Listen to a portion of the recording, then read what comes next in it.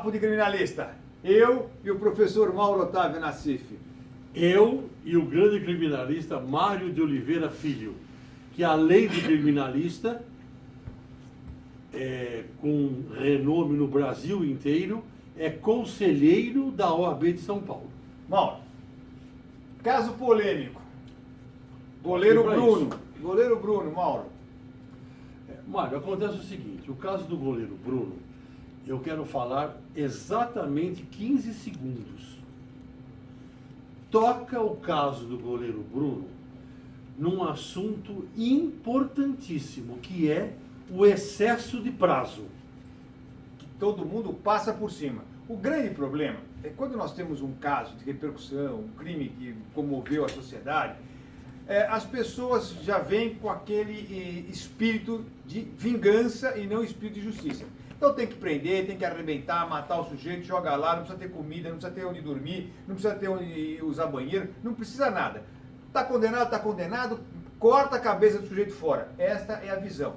E muitas vezes falam, puxa, ainda a sociedade paga a cadeia que ele está, é bom que presos se matem. Isso é uma grande bobagem. Nós estamos voltando à época da barbárie. Não venha com aquela conversa, mas o que ele fez é barbaridade, e nós estamos tratando com humanidade alguém que não é humano. Tudo isso é bobagem. A partir do momento que o Estado segrega alguém para cumprir uma pena, acabou, a responsabilidade é dele. Como aconteceu agora no Maranhão, que o Estado foi condenado a indenizar e as pessoas estão gritando. Como o sujeito praticou crimes e foi morto e ainda a família vai receber uma indenização? Vai. É obrigação do Estado. O Estado... E a vítima também vai. E por quê? Por que isso acontece? Porque o Estado não cumpre com a sua obrigação. Esse é o grande problema. Questão de penitenciárias no país é questão de segurança pública, infelizmente, como a própria segurança pública, relegada a 15º plano, Mauro. Então nem aí o que está acontecendo lá dentro. Acontece que os reflexos que acontecem lá dentro são imediatamente sentidos na sociedade aqui fora. Enquanto não tiver uma política séria de sistema prisional nesse país, nós vamos assistir essas barbaridades e o Estado vai continuar sendo condenado porque ele tem a obrigação de cumprir com a sua missão, como todos nós aqui temos obrigação de cumprir com as nossas obrigações. Todos nós temos os nossos deveres e temos os nossos benefícios, os nossos direitos, mas dentro dos nossos deveres, quando não cumpridos, qualquer um de nós está sujeito a ser responsabilizado por isso. Mauro, goleiro Bruno, Mário, habeas corpus, Marco Aurélio botou ele na rua. O caso do goleiro Bruno, como eu falei logo no início, ele toca numa norma, e eu vou usar uma palavra bonita agora, posso ou não? Deve. Vamos ver se você gosta da palavra. Cânon. Muito bem, Mauro. É um cânon constitucional e humanitário. Não é cano de banana, não, é cânon. É um cânon. O excesso de prazo. Isso está na Magna Carta, no artigo 5º, na emenda 45. É o excesso de prazo. O prazo tem que ser cumprido. No caso do goleiro Bruno, veja você, ele foi condenado a 22 anos e meio pelo Tribunal do Júri. Está preso há quase 7. Exatamente. Apelou. Correu. Apelou. Não transitou em julgado. Apelou. Levantou nulidades. Levantou o mérito e simplesmente a apelação dele no tribunal competente, 7 anos. Isso é um absurdo. Isso é um absurdo. E não venha debitar isso para a defesa. O poder judiciário, que é o Estado, tem que se adaptar à celeridade que todos nós precisamos ter. Tanto a pessoa na condição de vítima ou de réu, ela tem o direito de receber a resposta do estatal. Condena, absolve, enfim, mas não pode isso. 7 anos para uma... 7 anos tramitando a apelação. É muito tempo. Então veja você, Marinho, como nós estávamos comentando. Aí o ministro Marco Aurélio, numa decisão liminar, entendeu que havia excesso de prazo. Manifesto. Dizendo, inclusive, que era um absurdo. Sim. Sim.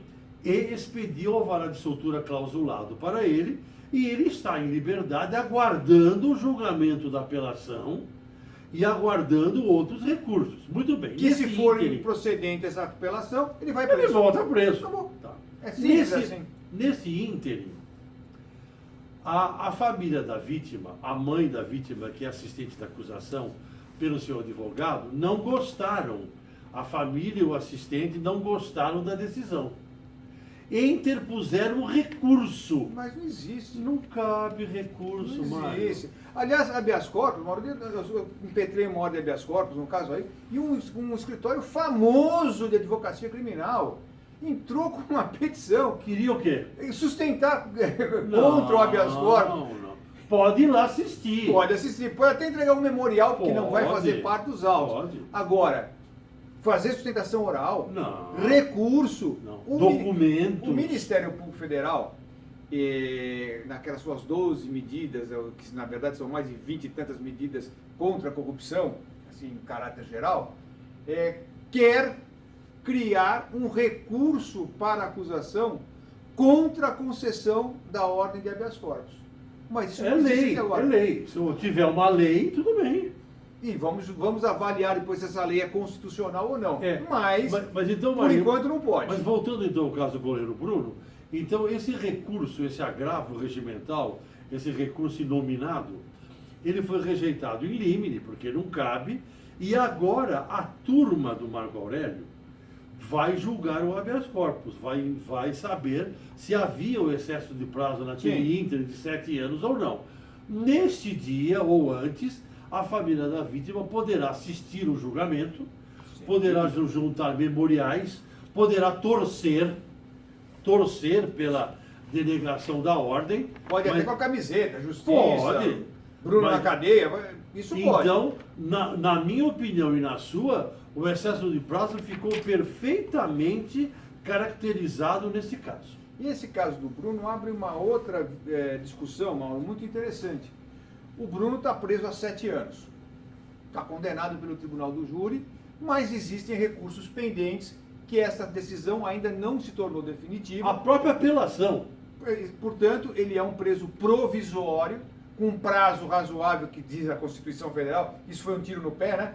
Prazo razoável para tramitar o processo.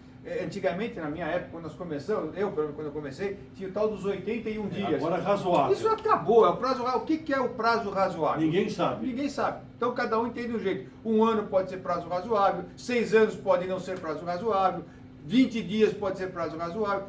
Ficou uma coisa subjetiva e isso é perigoso, porque causa, sem dúvida nenhuma, uma insegurança jurídica muito grande e causa discussões. Mas o Bruno saiu, e tão logo saiu, já fechou contrato com um clube de futebol pequeno lá do interior de Minas. E as pessoas, os patrocinadores, hoje é notícia no jornal, retiraram o patrocínio. Completamente. E agora vem essa questão. A pessoa comete um crime, é processada com todas as garantias, é julgada, é condenada, vai para a cadeia, cumpre a pena e sai. Mário, existe a palavra mágica. Sim. Começa com R. Ressocialização. Cadeia não ressocializa nada, como a gente começou expondo logo no começo desse nosso vídeo de hoje. É porque o governo não tem interesse nesse negócio. Construir cadeia não dá voto, ao contrário, tira voto. Mas a pessoa saiu, e aí não pode mais trabalhar?